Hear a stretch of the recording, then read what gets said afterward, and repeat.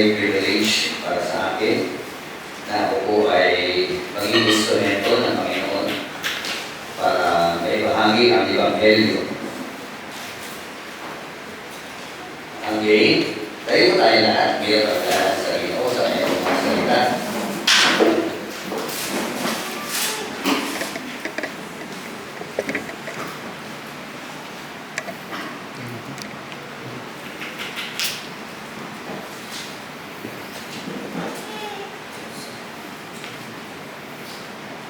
Open our Bible in the book of Acts,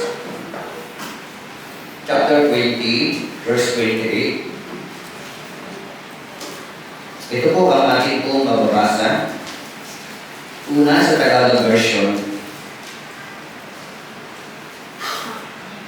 Acts chapter 20, verse 28. Ingatan ninyo ang inyong sarili at ang buong kawan na inilagay ng Espiritu Santo sa inyong pangangasiwa. Pangalagaan ninyo ang Iglesia ng Diyos na kanyang tinubos sa pamamagitan ng dugo ng kanyang anak.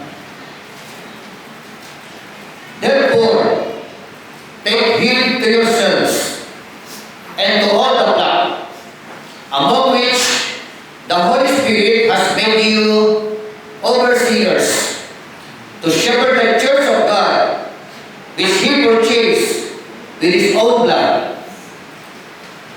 Sa Complete Jewish Bible, ito po ang nakasaad, watch out for yourselves and for all the flock in which the Ruach HaKodesh has placed you as leaders. So, shepherd God's messianic community, which He won for Himself at cost of His own Son's blood. Ang Diyos po ang siyang magpala ng kanyang salita sa ating po kalagitnaan.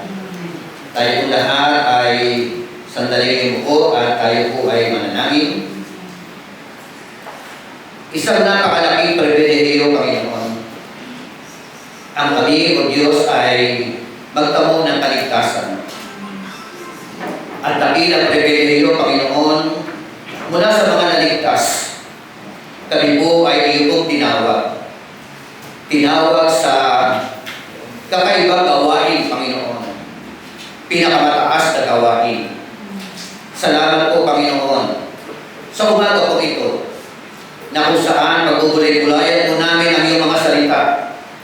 Isa po, Panginoon, sa mga karanasan, payo, Panginoon, ni Apostle Paul, na siya po ay magpapaalam na sa mga huling yugto ng kanyang buhay. Hayaan mo po, Panginoon, na mga salita mo na aming po binasa, lapatan mo po ito na nakaangkop na mensahe sa aming po kalagitnaan. Gamitin mo lamang po ang iyong balingkod. At dinangin po namin, Santo Espiritu, ikaw ang siyang gagalaw at kikilos sa amin po kalagitnaan. Ngayon pa lamang, ibinabalik na po sa amin sa iyo ang pinakamataas na papuri, pagsamba at kaluwalhatian. Ito po ang aming samo at panalangin sa pangalan ng aming Panginoon, Diyos at tagapagligtas na si Jesucristo. Ang lahat ay magsabi ng Amen at Amen. Pwede bigay natin na best sa pagpapara kay Lord.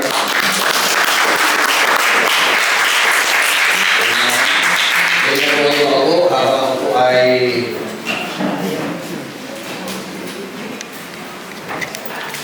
tayo dito.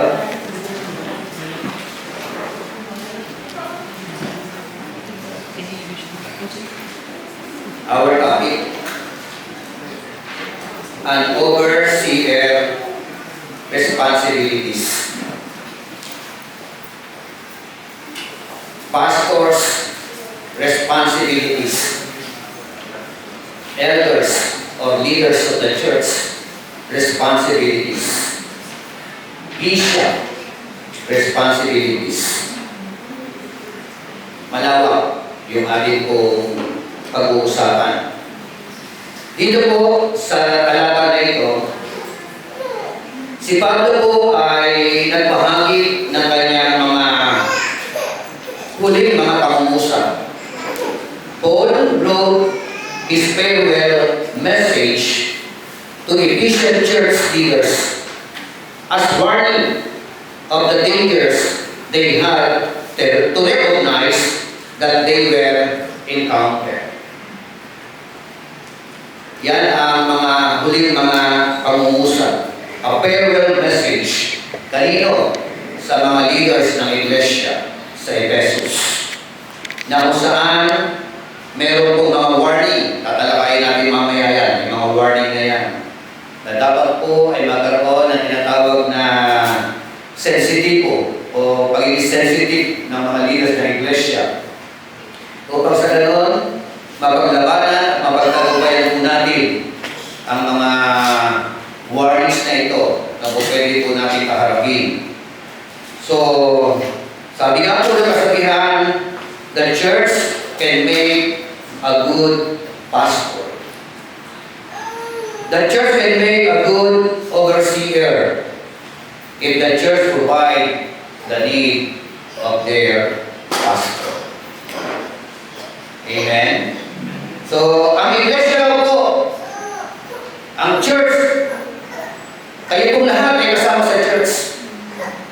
Amen? Amen. We can make a better pastor. A good pastor. Amen? When the church provide the need of their pastor. At ako'y naniniwala kung sino po ang siyang nagmamahal sa pastor. Sila po ay pinubuhusan ng masaganang pagpapala ng ating Panginoon. Amen? Sino po rito yung gusto bumuhos sa pagpapala sa kanyang buhay? Bumalakpas sa Panginoon. Ano dapat gawin? Mahalin ang pastor. Suportahan ang pastor. Hello? Amen. Ibigay ang pangangailangan ng pastor. Hindi ako galit ha. Nagsisimula ako na tayo. So, what are the duties, responsibilities, and accountabilities of an overseer?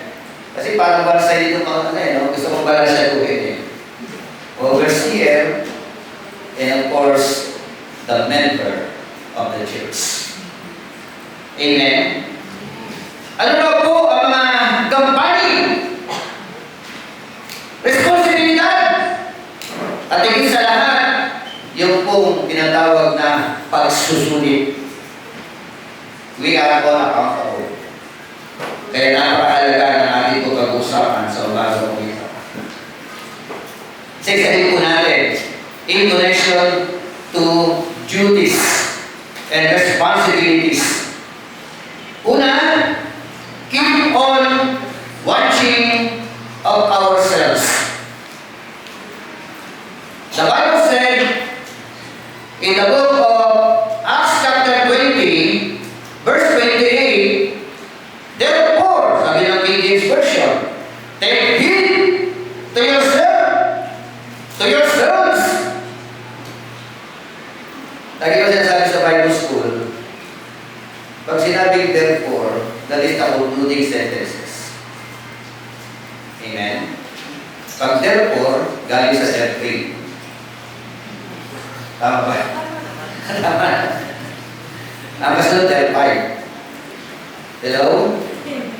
Kaya, that conclusion, therefore, sabi ko na, no? Take heed. Ano yung sabihin ng take heed? Meaning, pay attention. Keep in mind. No? What baliwalain? Pahalagahan. Saan daw mag-give attention? Ano lang dapat na ilagay? Para sa mga overseer, ang sabi po doon, actually dyan para sa overseer, maging mga pangkaraniwang Kristiyano.